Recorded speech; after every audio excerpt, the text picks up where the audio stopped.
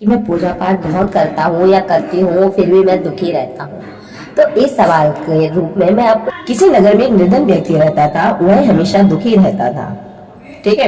हमेशा इस बात की शिकायत रहती थी कि ईश्वर की इतनी पूजा करने के बाद भी उसे कुछ न मिला। वह पूजा करता था, भगवान के सच्चा अपनी विनती करता था।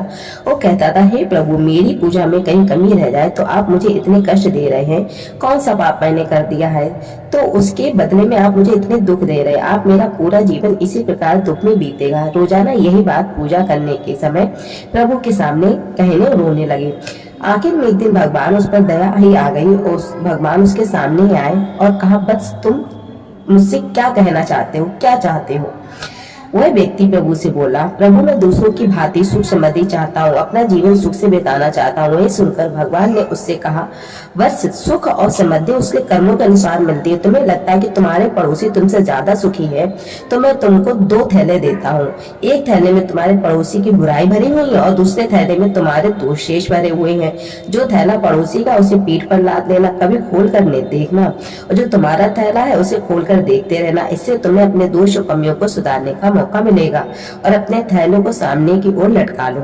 इतना कहकर ईश्वर भगवान जी तो अंतर ध्यान हो गए। उस व्यक्ति ने दोनों थैले उठाए और चल दिया।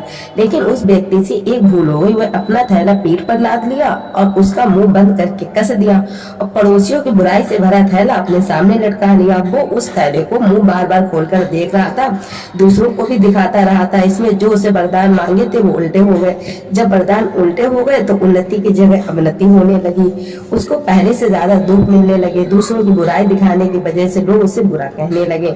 यही व्यक्ति में दूसरों की बजाय अपनी बुराइयां दूसरों को दिखाता था तो वह व्यक्ति बुराइयों को सुधारता, उसको उन्नति मिलती। लेकिन उसने अपनी बुराई की बजाय दूसरों की बुराई दिखाने लगा। यही सीख मिलती है, यदि इंसान दूसरों की कमियां निकालने की बजाय अपनी कमियां निकाल कर ठीक करने का प्रयत्न करे तो वो हमेशा तरक्की करेगा, कभी भी उसके हाथ निराशा नहीं लगेगी। मैं काफी लोगों को देखा है कि ईश्वर की पूजा सुबह शाम करते हैं और शाम को जीव जंतु को पकाकर खा जाते हैं, या दूसरों को गालियां देते हैं, या दूसरों की बुराइयां करते हैं, और फिर सुबह बोलते हैं भगवान के आगे, मैं तो बहुत दुखी हूँ, मैं तो पूजा पाठ करता हूँ फिर भी दुखी हूँ। तो अपनी बुराइयों को पहचानो और उन्हें ठीक करने का प्रयत्न करो। संत रविदास ने कहावत कही है कि मन चंगा तो कटौती में गंगा। तो इसीलिए मन अच्छा होना चाहिए। पूजा पाठ करने से कुछ नहीं होता, और करते भी हो तो उसके लिए हमारे मन का साफ होना जरूरी होता है। तो दोस्तों, अगर आपको मेरा उत्तर पसंद आया तो प्लीज मेरे वीडियो को एक लाइक और कमेंट जरूर करिएगा। धन्यवाद दोस्तों। कमेंट करके जरूर बताइएगा कि मेरी स्टोरी आपको कैसी लगी।